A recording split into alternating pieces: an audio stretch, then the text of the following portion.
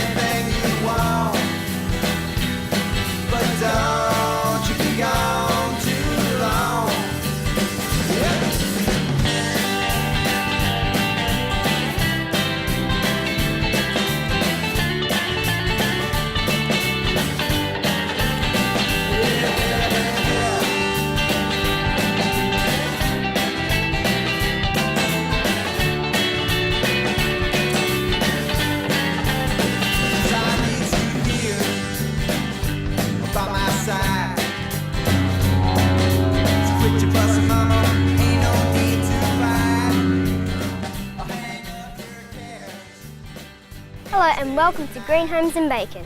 I'm Cassidy Kibblewhite and this is our 10th and final episode of the series. Now usually it's my dad, Warren Kibblewhite, who presents the program, but he's off getting a new hairstyle. Amen. And anyway, considering that it's my generation that's inheriting this planet and the condition you are handing it down to us, I think I should have a say about managing the health of our Earth too. So, what Dad's been trying to tell you guys is that a green home is a smart home friendly to our environment, and it all starts with how the home is designed. So, a green home heats itself, it cools itself, it breathes and ventilates itself. It's healthy, it's more comfortable, and it's kind and considerate on our environment. You know, Australia's population grows by nearly 1,000 people every day, and we average 2.6 people per home. So that's about 385 new homes to be built every single day in Australia, or around 140,000 per year. So why not build smart homes that don't waste our resources, that generate their own electricity and use less of it? I mean, it just makes sense, doesn't it? So tonight's final episode is a mashup dedicated to the 10 homes that Dad has profiled over the series. And that's all from me. Dad's back from getting his hair done, so I'll hand you over to him. Thanks for watching. So what do you think? Kids, Who'd have them? But as Cassidy mentioned, this is the 10th and final episode of the series, and a series designed and produced to show you that today's modern green home is nothing like that stereotypically broadly mocked eco home of the 1970s, or the inhabitants, which you might say were alternatively challenged and considered. But more on that in a moment. Firstly, I would just like to say thank you and pay homage to everyone that's been and participated in the series, specifically our film crew, who have worked unpaid, volunteered throughout the many months of our filming. And in particular, Leroy Patterson, my main cameraman, who has dedicated hundreds of hours and driven thousands of kilometres as we've taken this series around southeast Queensland, only in the dying stages to have all his expensive film gear stolen. So a bit of a shame, but onwards and upwards.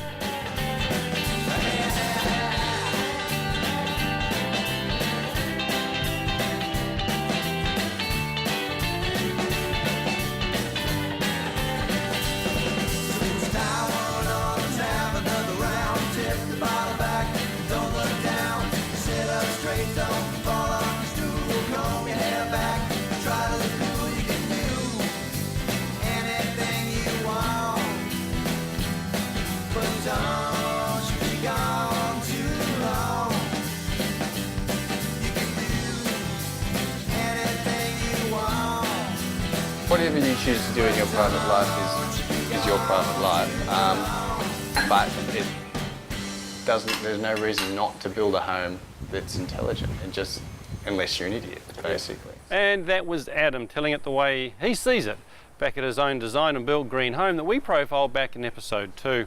So, what is a modern green home? Well, it's sustainable, it's smart and it's stylish. It can't be judged by looks alone. It could be the house next door. It's considered on our environment and it's more comfortable. That said, there are three main aspects that contribute to a green home. There's its design, there's the construction materials, and there's the installed technologies. And for me, the key element is its design.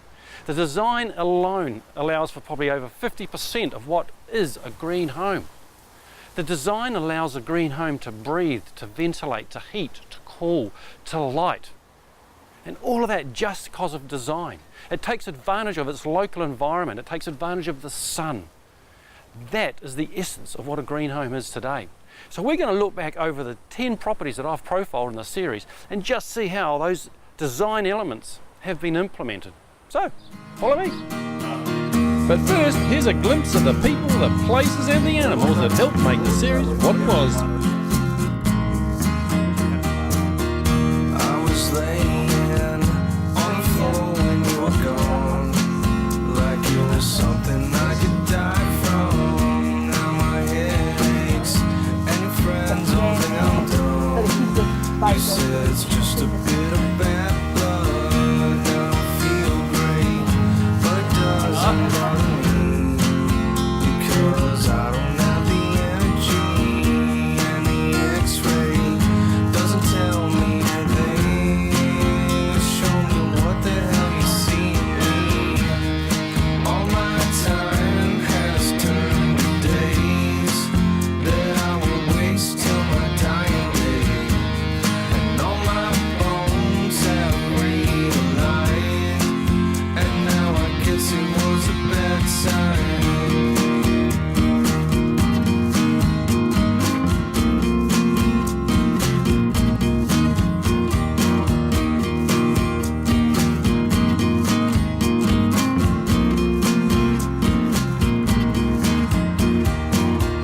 I was praying to the Lord for some fun, but I guess He didn't have some. I'm betraying everything that I've become just to prove it wasn't true.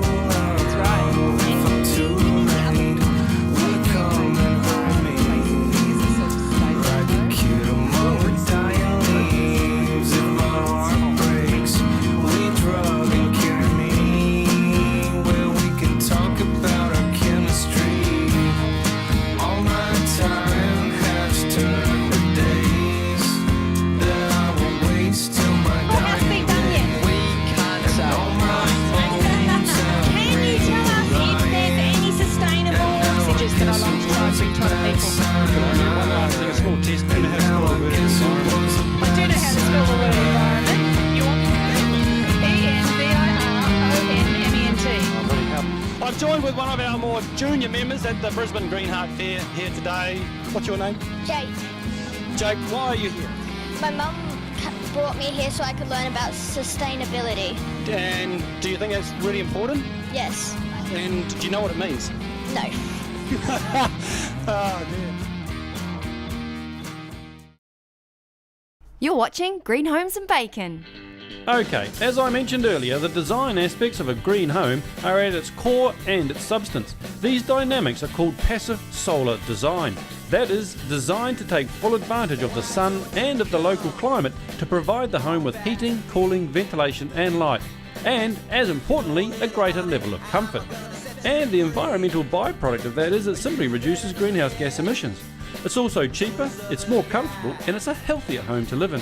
So, using the homes I've profiled, let's explore how these design principles work. But I'll let Adam do the talking as he references his own award-winning Parisian beach home. Well, the design principles for us in this one, aside from using it as a showcase to demonstrate sort of the effects of passive solar and thermal mass and cross ventilation. So, we'll explain those. So how did you achieve those? What we've done to achieve cross ventilation is ensure that there are openings in appropriate spots, i.e. we've got louver windows up high and raked ceilings upstairs, and the stairwell acts as a thermal chimney with the louver windows at the top. So you open those louver windows, all the hot air goes out, Yes. and that pulls in the cool air. So if you open the right doors downstairs, from the doors that face the sort of south side, Yes. the shady areas, you draw in cool air through the house. If you close those high louver windows and close up all the doors, then you aren't letting any heat out and you keep the place warm. And you can let a few windows from the north side let in some of that sun-warmed air, and you still keep the place ventilated but warm. The thermal mass, the concrete floor that we've used in the main house is shaded from the sun in summer, and we've designed our eaves and overhangs so that the winter sun gets, basically mid-winter we get full penetration. And that was the large defining factor for the width of the home, sort of north to south. And what that does is in winter the sun warms up the slab all day, and then in the night the slab releases that warmth, and we don't need a heater in the house at all winter. In summer the slab stays, because the sun doesn't touch it, it stays nice and cool, and if at night you open some of the doors to get the cool evening breezes in, you cool it down even further, and so that just is maintaining sort of a cooler internal temperature summers.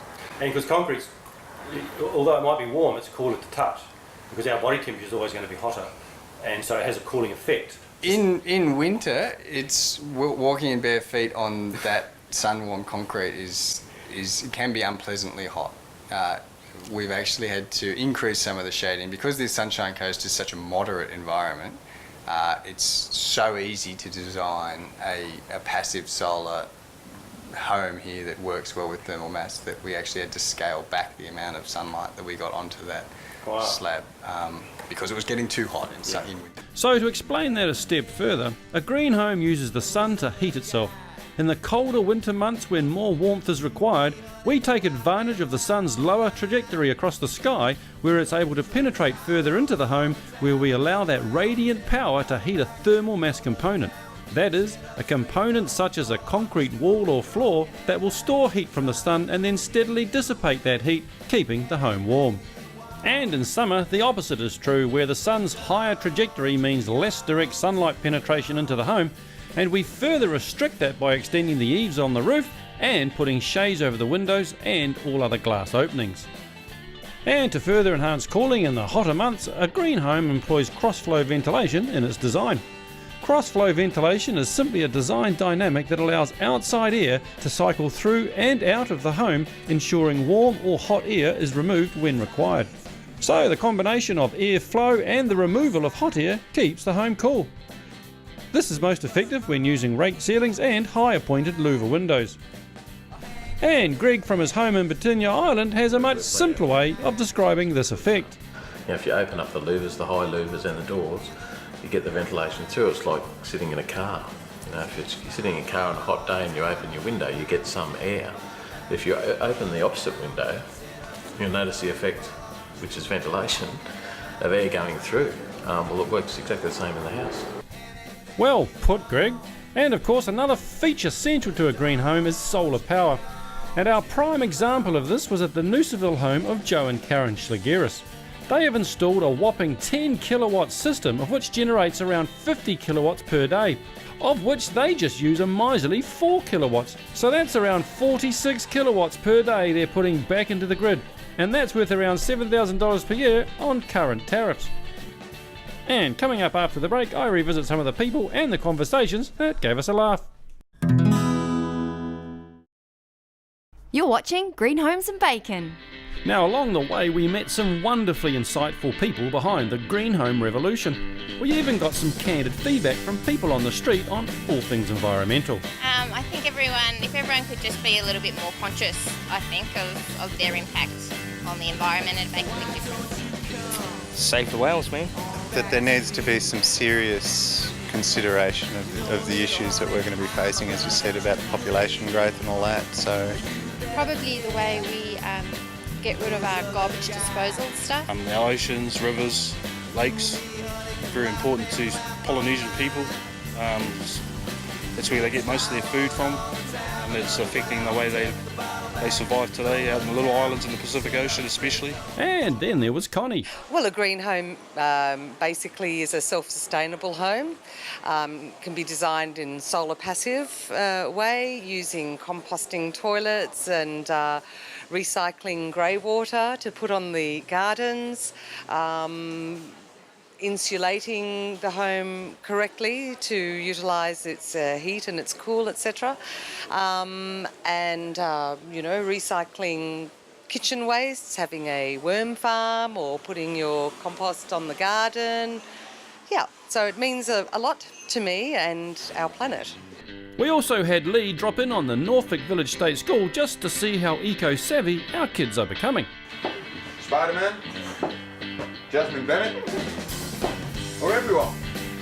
Well, that's composting, Good girl, recycling and everyone. reusing sorted out, and now our Lee asked them some trickier questions, starting out with their understanding of climate change and global warming.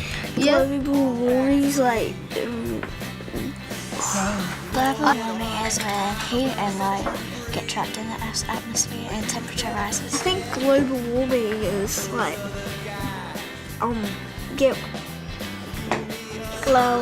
Global warming means the world and all the plants and trees and the air, the oxygen and everything that's inside.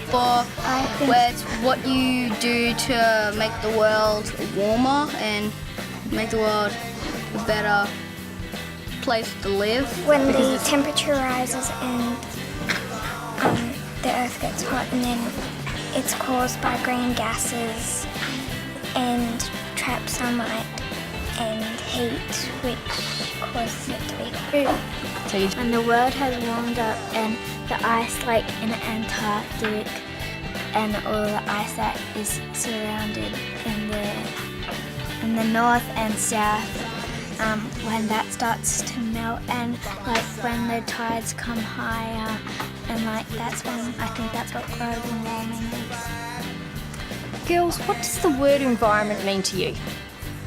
I think it means looking after our nature, and then when we look after our nature, it respects us back by giving us food, air and water. Environment means to me nature.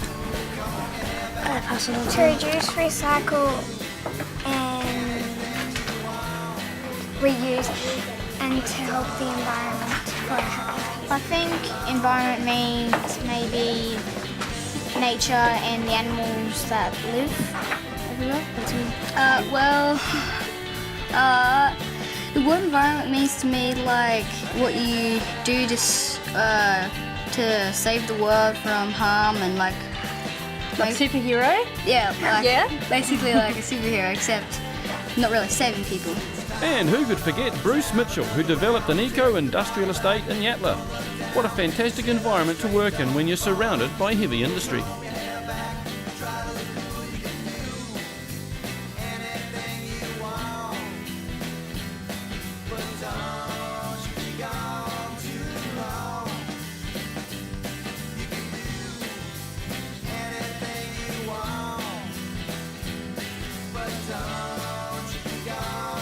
We also met Travis, Amanda and their miracle children, Eva and Hannah.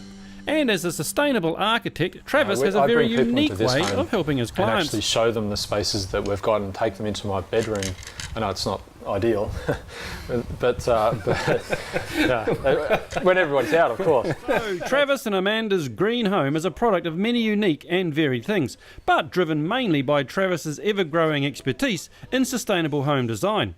And that uniqueness starts as you pull up to their home and notice a garden on the carport roof. But why? Well, the carport roof, there's a couple of reasons we've put a green roof on our carport. I did a lot of them over in the UK, and it's part of the guidelines over there to try and get your zero carbon output down. You offset what you're doing down below by having a green element above. So we've got a concrete slab, but we're still producing oxygen with a green roof on the top of that. So it's actually, you know, if you look from above, you can see grass, or in our case, plants. We also, it was their main focus of our house. You see it from everywhere. I didn't want it to be an iron roof or anything like that. And I've always wanted to build one, so I did. And put a green roof on our carport, which is, it's a low rooting plants, very low amount of soil, it's all drought tolerant. And I must admit though, the first day that I actually did it and it rained, I didn't park under there. I just wanted to make sure it was going to stay up because it's a lot of weight, but you're designed for it. but there's a lot of weight in there. You get up there and you move like this and the whole thing sort of shakes a little bit. But I'm disappointed in that lack of confidence. No, well, it's stayed there so far, so it's all right. And it's quite funny when people drive through and you're weeding the roof. We also looked at the inspiring green home of architect Will Collins, while his wife Karen tells us about a particular type of massage therapy she performs. It's a Hawaiian style of massage, originated in the Polynesian Islands long ago. And these days, in the old days, they used to use it as a rites of passage. So when people, like the teenagers, came to a certain age, they would go away into a cave and have this particular treatment, a kahuna treatment. And it just balanced the energies in the body so that they would come out and be a role model within the village, so that they felt that they were balanced enough to take on the adult roles that they needed to. Yeah. Wow. So it works on the emotional, spiritual and physical areas, so those 3 areas. They still get a rub. Still get a rub. Oh, yeah. It's a flow. And we went along to the Brisbane City Council's premier sustainable event called the Green Heart Fair. And we spoke with some locals and some celebrities.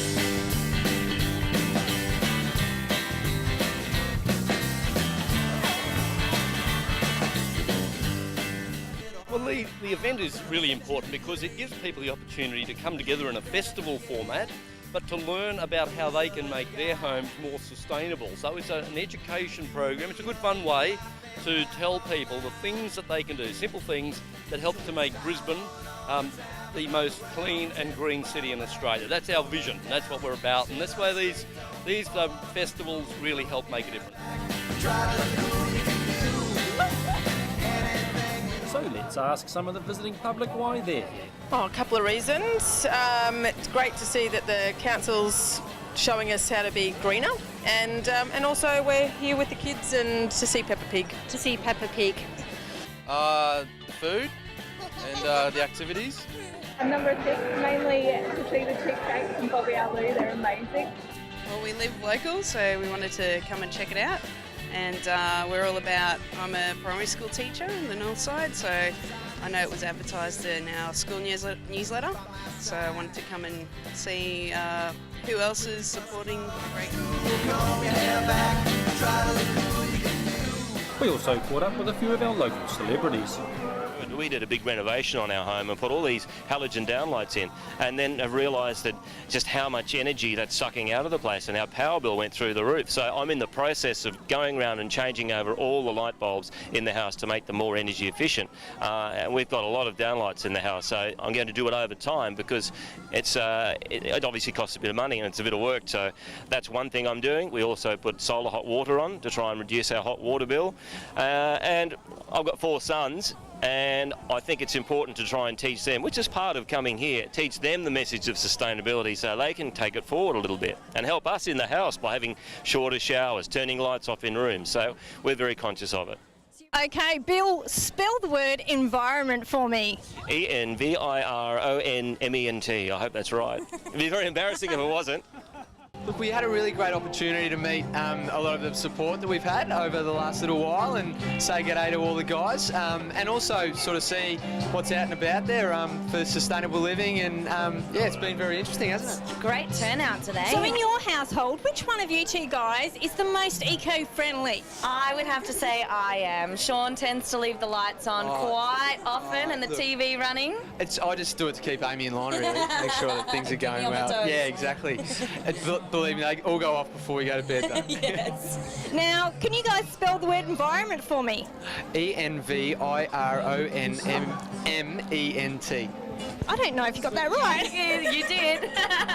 Oh, look, I think this is a wonderful initiative. I think that most people are aware that we need to just take some small steps to make improvements in the planet.